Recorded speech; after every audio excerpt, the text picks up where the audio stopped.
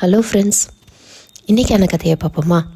இன்றைக்கான கதை husband and wife relationship பார்த்தினது. ஒரு நாள் கல்யாணம் ஆன ஒரு வருஷம் முடிந்த ஒரு தம்பதிகள் டின்னர் சாப்பிட்டுட்ருக்கும்போது அவங்க ஒய்ஃபை ஹஸ்பண்டை பார்த்து சொல்கிறாங்க, நான் இன்றைக்கி ஒரு மேகசினில் படித்தேன், நம்மளோட ரிலேஷன்ஷிப் ரொம்ப ஸ்ட்ராங்காக இருக்கணும் அப்படின்னா ஒருத்தரோட ஒருத்தர் மனம் விட்டு பேசிக்கணுமா, அப்போ ரெண்டு பேர்த்துக்கிட்டே இருக்க குறைகளை மனம் விட்டு பேசி அதை சரி பண்ணிக்கணுமா அப்படின்னு. உடனே அந்த கணவர் கேட்குறாரு, சொல்லு என்ன பண்ணணும் அதுக்கு அப்படின்னு.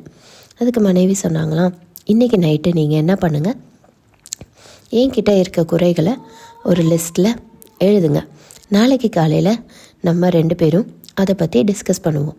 அதே மாதிரி நானும் உங்ககிட்ட எனக்கு எது குறையா தெரியுதோ அதை எழுதி நாளைக்கு நம்ம அதை பேசி சரி பண்ணிப்போம் அப்படின்னு சொல்கிறாங்க.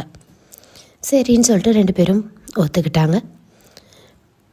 அன்னைக்கு நைட்டு உட்காந்து மனைவி கணவருக்கு தேவையானது, கணவரை பற்றி தான் நினைக்கிற விஷயங்கள் அப்படின்னு சொல்லிட்டு எல்லா லிஸ்ட்டும் ரெடி பண்ணுறாங்க.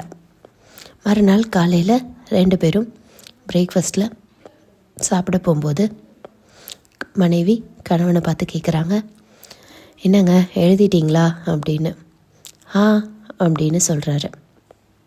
மனைவி சொல்கிறாங்க, நானும் எழுதிட்டேன், நான் ஃபஸ்ட்டு சொல்லட்டுமா என்னோடத அப்படின்னு கேட்குறாங்க. கண்டிப்பாக சொல்ல அப்படின்னு கணவர் சொல்கிறாரு. அவங்க தான் எழுதி வச்சுருக்க பேப்பரை எடுத்து ஒவ்வொன்றா வாசிக்க ஆரம்பிக்கிறாங்க.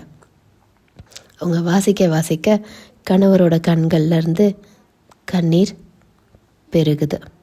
இதை பார்த்த மனைவிக்கும் மனசு ரொம்ப கஷ்டமாயிடுது. அப்படியே நிறுத்திடுறாங்க.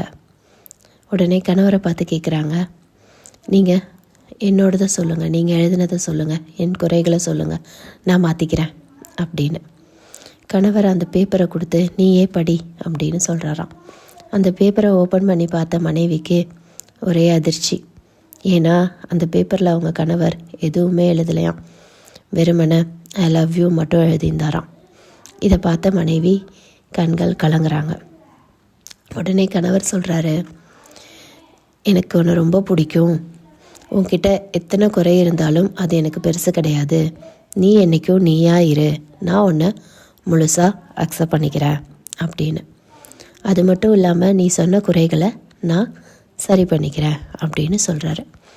அப்போ தான் அந்த மனைவிக்கு புரியுது, இந்த கணவன் மனைவின்ற ரிலேஷன்ஷிப் ஒருத்தருக்காக ஒருத்தர் மாறுற ரிலேஷன்ஷிப் இல்லை, யார் எப்படி இருக்காங்களோ அப்படியே அக்செப்ட் பண்ணிக்கிற ரிலேஷன்ஷிப் அப்படின்னு. கணவர்கிட்ட சாரி கேட்டுட்டு திருப்பி ரெண்டு பேரும் பழையபடி சந்தோஷமாக இருக்காங்க. இப்படி தான் ஃப்ரெண்ட்ஸ், எப்போவுமே ஒரு சக்ஸஸ்ஃபுல் லைஃபுக்கு தேவை புரிதல் மட்டும்தான். யாருக்காகவும் யாரும் மாறணுன்ற அவசியம் இல்லை. அவங்கள அப்படியே அவங்களா அக்செப்ட் பண்ணிக்கிறது தான் ஒரு சக்ஸஸ்ஃபுல் ரிலேஷன்ஷிப்.